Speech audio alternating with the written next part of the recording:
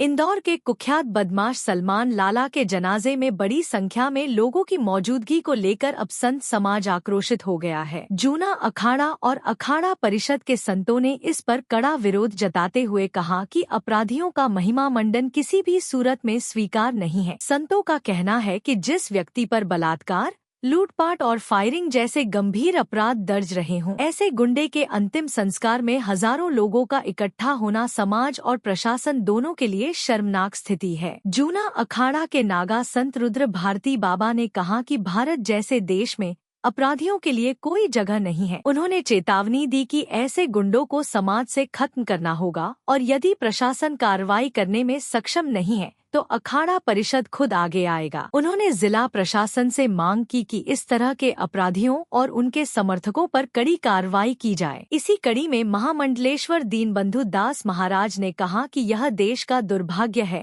कि आतंक फैलाने वाले व्यक्ति के जनाजे में इतनी बड़ी भीड़ उमड़ी। उन्होंने जनाजे में शामिल लोगों पर भी सवाल उठाते हुए कहा कि ऐसे लोग भी अपराधियों की श्रेणी में आते हैं और प्रशासन को उन्हें चिन्हित कर कार्रवाई करनी चाहिए। महामंडलेश्वर राम गोपाल दास महाराज ने सलमान लाला को आतंकवादी बताते हुए कहा कि उसने इंदौर ही नहीं बल्कि पूरे प्रदेश में भय का माहौल बना रखा था। उन्होंने कहा कि जिस तरह उसके जनाजे में हजारों लोग जुटे, यह पुलिस और प्रशासन की नाकामी है। उन्होंने मांग की कि भविष्य में ऐसे अपराधियों के अंतिम संस्कार में भीड़ जुटने न दी जाए और जिन लोगों ने इस जनाजे में हिस्सा लिया है उन पर रासुका और जिला बदर जैसी कार्रवाई की जाए। संत समाज ने यह भी स्पष्ट किया कि अपराधियों और आतंक फैलाने वालों का समर्थन करने वालों पर भी सख्ती जरूरी है। उन्होंने मुख्यमंत्री और प्रशासन से मांग की कि बड़े अपराधियों का खुला एनकाउंटर किया जाए ताकि समाज में भय का माहौल खत्म हो सके। संतों का कहना है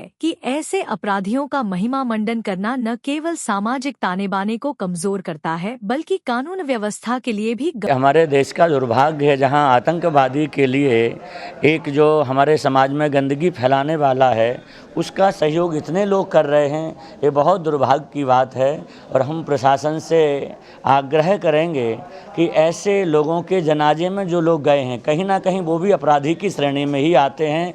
उन पर भी ज़रूर कार्रवाई होनी चाहिए, उनको चिन्हित करना चाहिए जिससे आगे भविष्य में कभी ऐसी घटना घटे तो ऐसे लोग जो आतंकवादियों का साथ दे रहे उन्हें सीख मिलनी चाहिए और हमारे यहाँ आतंकवादियों का साथ देने वालों का भी सफाया होना ही चाहिए।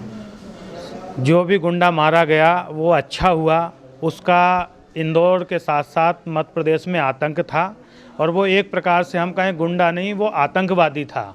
और प्रशासन से भी निवेदन करूंगा कि इस प्रकार के जो अपराधी शहर में पनप रहे हैं उन अपराधियों को बिल्कुल नहीं पनपाया जाए, उनको इसी प्रकार से दर्दनाक मौत के घाट उतार दिया जाए। वो अच्छा है, उसने कितने लोगों की हत्याएं की, कितनी बहन बेटियों के बलात्कार किए, लूटपाट इत्यादि, डकैती देना, धमकाना, इस प्रकार से जो उसका आतंक था उससे लोग त्राही त्राही कर रहे थे।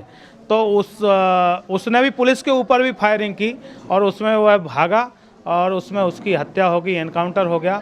वो अच्छा ही किया, लेकिन पुलिस प्रशासन को बिल्कुल मुस्तैद रहना चाहिए कि जो उस आतंकवादी के जनाजे में 1 लाख लोग इकट्ठे हुए, ये पुलिस की नाकामी है, खुफिया की नाकामी है, मध्य प्रदेश शासन की नाकामी है। ऐसे आतंकवादी के जनाजे में 4 लोगों से ज़्यादा नहीं होना चाहिए और अगर गए भी हैं तो ऐसे चुनिंदा लोगों के ऊपर रासुका और जिला बदर उनके ऊपर FIR दर्ज करना चाहिए और उनकी संपत्तियों को जांच करके और ऐसे कई कतिपय लोगों की जानकारी ले करके और उनके घर मकान जमींदोज करना चाहिए और गुंडा राज्य तो बिल्कुल ख़त्म ही करना चाहिए। मुख्यमंत्री जी, प्रधानमंत्री जी तो बहुत अच्छा कार्य कर ही रहे हैं और उत्तर प्रदेश सरकार सारे स्टेटों में जहां भारतीय जनता पार्टी की सरकारें कर रही है, लेकिन उसके साथ साथ और आवश्यकता है मध्य प्रदेश में कि इस प्रकार के मुल्ला मौलवी जो पैदा हो जाते हैं, गुंडे बदमाश, जो लुच्चे लफंगे जो 25 साल के हैं और 35 अपराध जिनके ऊपर हो जाते हैं, ऐसे लोगों को पुलिस बिल्कुल खुलेआम तौर पर ले जाके चौराहे पे एनकाउंटर कर देना चाहिए और उनकी लाश बोरे में फेंक करके बांध करके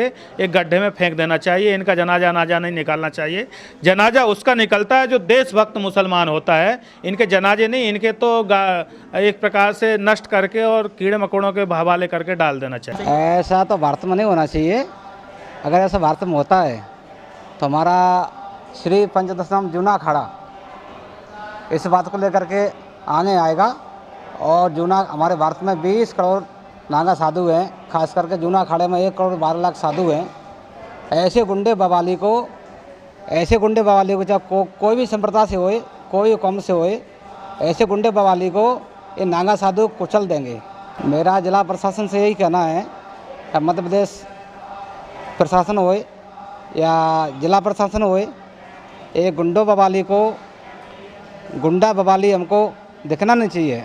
अगर गुंडा बवाली दिखेंगे तो हम अपने अखाड़े परिषद से ऐलान करते हैं, अखाड़ा परिषद के द्वारा ऐलान करते हैं, श्री पंचधाम जूना अखाड़े से जूना अखाड़े के नागा साधु आएंगे और ऐसे गुंडे बवाली को हम जिंदा जला देंगे।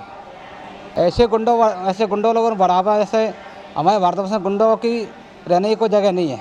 गुंडों की जगह है सीधा या तो दफन कर दिया जाएगा या फिर ऊपर चला जाएगा, लेकिन हमारे भारतवर्ष में गुंडों के लिए जगह नहीं है। ये सनातन धर्म है, सनातन में रहेगा। ऐसे गुंडा बवाली हमारे यहाँ कोई पनप नहीं पाएगा। हम मध्य प्रदेश मुख्यमंत्री महोदय यादव से कहना चाहते हैं, ऐसे गुंडा बवाली को संभाल के और डांट के रखे, और अगर उसकी बस की बात नहीं है और डांटे में संभालने में सक्षम नहीं है तो हमारे अखाड़ा परिषद को एक बार छूट करे। तो अखाड़ा परिषद कार्यक्रम का जूना अखाड़ा इसका अच्छी तरह से इलाज करना जानता है।